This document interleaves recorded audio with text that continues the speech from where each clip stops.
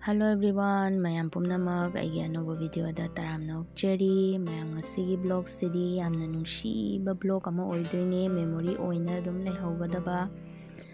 ado mayam ngasi se bobok se laebako adudogi magi jum se kharani mi thado ubagi jamna motlamme phibam charamdrebako adudo mama khoi banina laaga sengdokpige haina adum yamna phajana sengbabudi nadre num kabok dum sengdoe ado mayam cylinder se mana chepthau hairini chukhatpa yabra yadabra yauribra haina ado mayam aina se ising asengba se pobige tawbani hadi jaha ising butha su chabu lolo su mama tawrasu nadrane adudogi ado miyobagi punsi aise yamna nungsi ko mayam haningai leite ado kaidi haini ado jumse mi leitabagi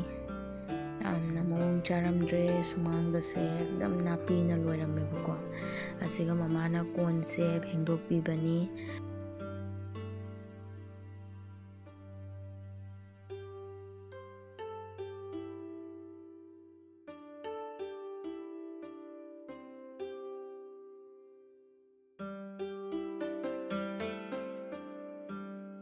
ado mayam nungdang se ma chaga tanga oina charani haina chaga tanga se thinbiba chatpani mama khoibanina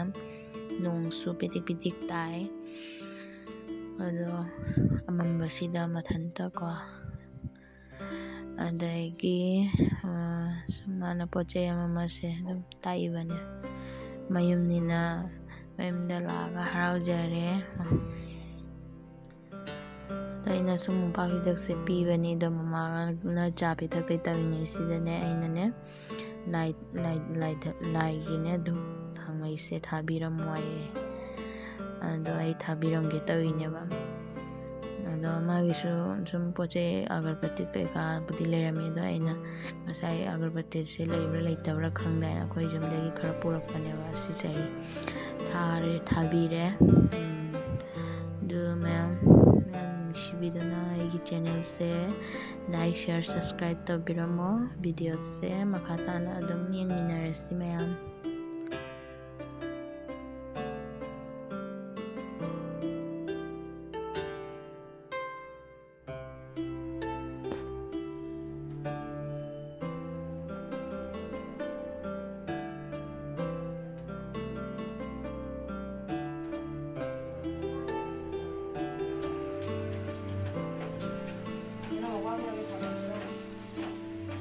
이 물이 이제 담궈라.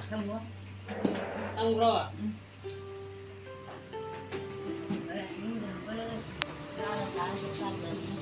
라마게 그거 또 먹자.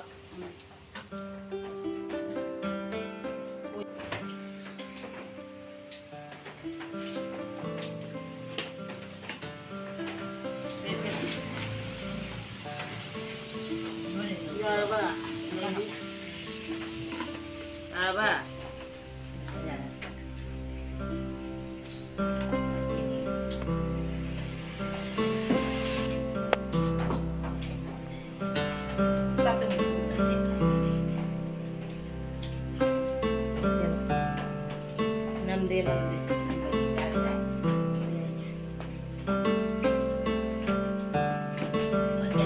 Sini lagi na bro.